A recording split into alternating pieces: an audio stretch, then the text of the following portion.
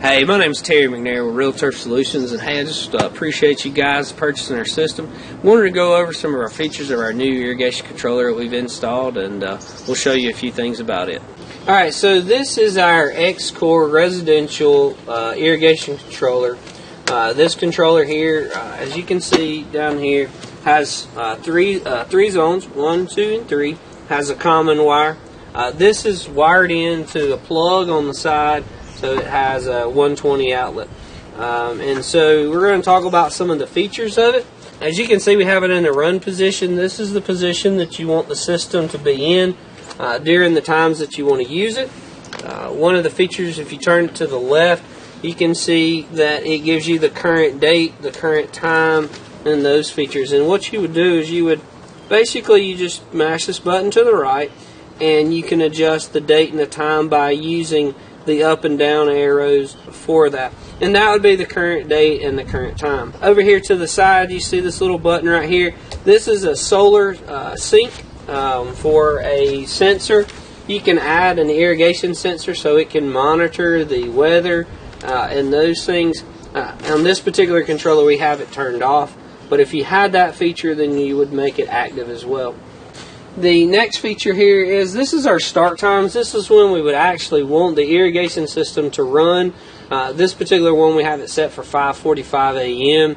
Typically what we see in the Georgia area is we would like to see the irrigation system to run early in the mornings and typically be done first thing in the morning before the dew is dry. And then we would also want the system to run infrequent, meaning that we want it to run, for an example, 30 minutes a day, 3 times a week, instead of every day, 10 minutes a day.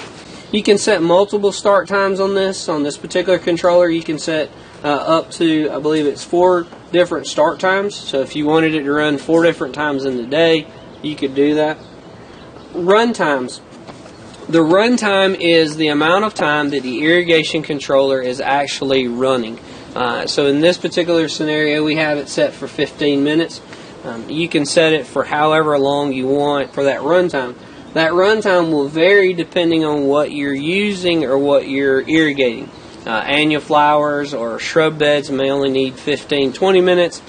Turf areas may need 30-45 minutes, depending on the turf type, depending on the soil mix and those variances. But you can set those times.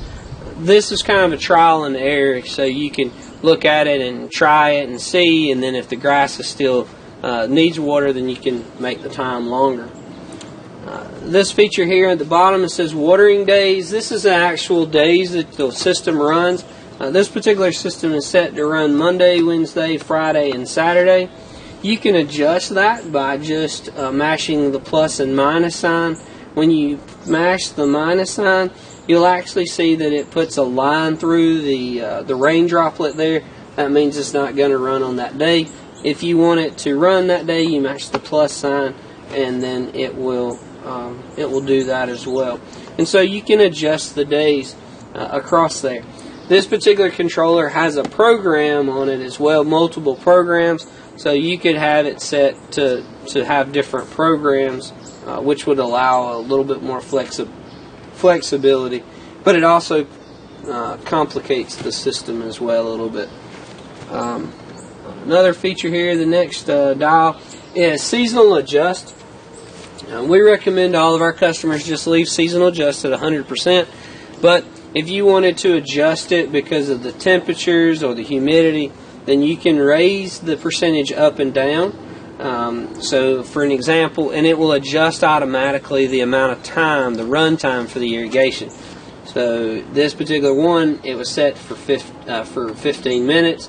If we adjusted it and we wanted it to run 90%, then we would lose a minute or 2 off of the run time. So it would actually knock it back to that for that feature. You can raise it up, and if you're running it for 10 minutes and you wanted to raise it to 150% seasonal adjust, then it would run 15 minutes. The easier way to do it is just to adjust the run times instead of dealing with the seasonal adjust, because doing the seasonal adjust, if you're not paying attention you think it's running for 15 minutes and it's only running for 10 or 5 or something different because of that. This is this one on the bottom left here. This is called a solar sync function. Again, when I told you that we had the sensor over here, you have this feature. It's called solar sync, and so we would put basically a weather station on the top of the house or on an eave, and it would communicate with the controller and tell the controller what the temperatures are. It would tell us what the rain is, how much rain we've had, and basically what it does is it communicates with the controller, and it basically will tell the controller to come on, to not come on, within certain parameters. It makes it less of a hassle or an issue when you're in communities or neighborhoods that won't allow you to water at certain times, or it just makes it easier from the standpoint of your system being kind of self-contained.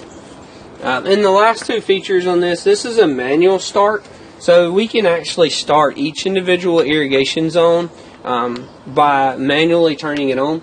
It doesn't affect our program settings over here. It just will affect that one station or that one runtime.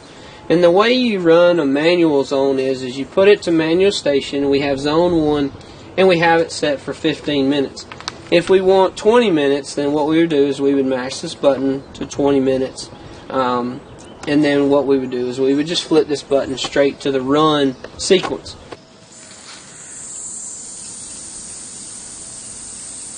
When we do that run sequence, you'll see that in this corner of the display here, you see the little irrigation head and it's flashing. That'll let us know that the irrigation system, the heads are running in this particular case. And so if we leave it in this position, then once the 20 minutes is up, the irrigation system will automatically reset itself, and it will be ready to restart at the next time that it's scheduled to run. This is great for when you want to water a one time, or you just want to touch up, or you want to make sure that everything's getting adequate water. And if you say you want to turn the zone off, then all you do is you just flip the system to off.